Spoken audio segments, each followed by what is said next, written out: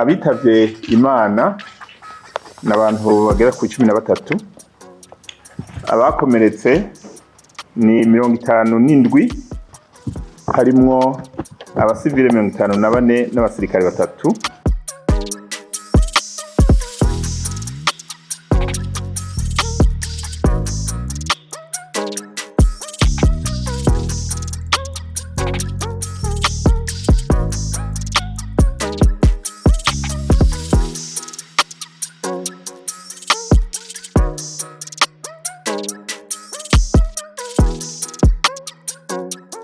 Abitavye Imana n'abantu bagera ku 13, abakomeretse ni 57, harimwo abasivile 54 n'abasirikare 3.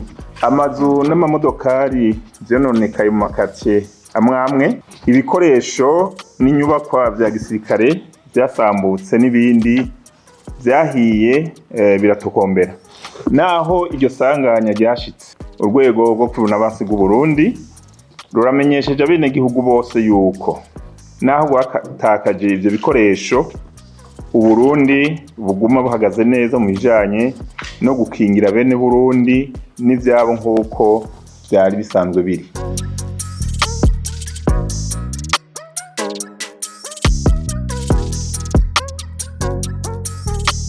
Amakambi uko yari ameze kera, duhere ngaha mu gisagara ca Bujumbura, hatanguye aya makambi mubona za Kamuha, ikambi yo mu Ngagara, izi kambi za Batayopara za Bazi, habeye amasanganya kare zigitangura, nta mihana yari hegereye.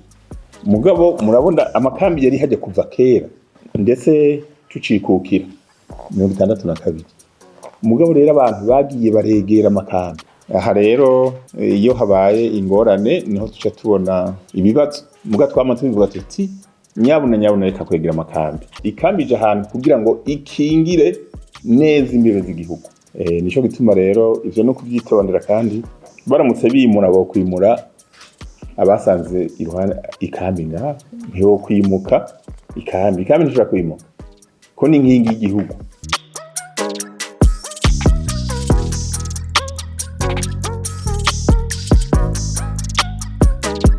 Mwumvise yuko n'igisirikare cabuze amazu n'ibikoresho vyahiye ivyo nyene. Ibikoresho vya gisirikare nta silence bifise. Ico nosaba abarundi barakunda kuduhamagarira kugirisha ico bita assurance y'amazu n'imodokari, kinga impanuka zikunda gushika umuntu kazitetse.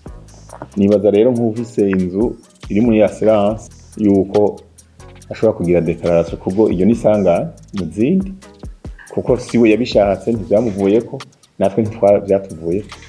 Rero nico gituma bahamagarira abarundi ati amazu yanyu sinumva ingene umuntu agisha assurance y'imodoka akareka kugisha assurance y'inzu yiwe, kandi inzu nizimvye mugabo niyo bakamake ku modoka ari washaka.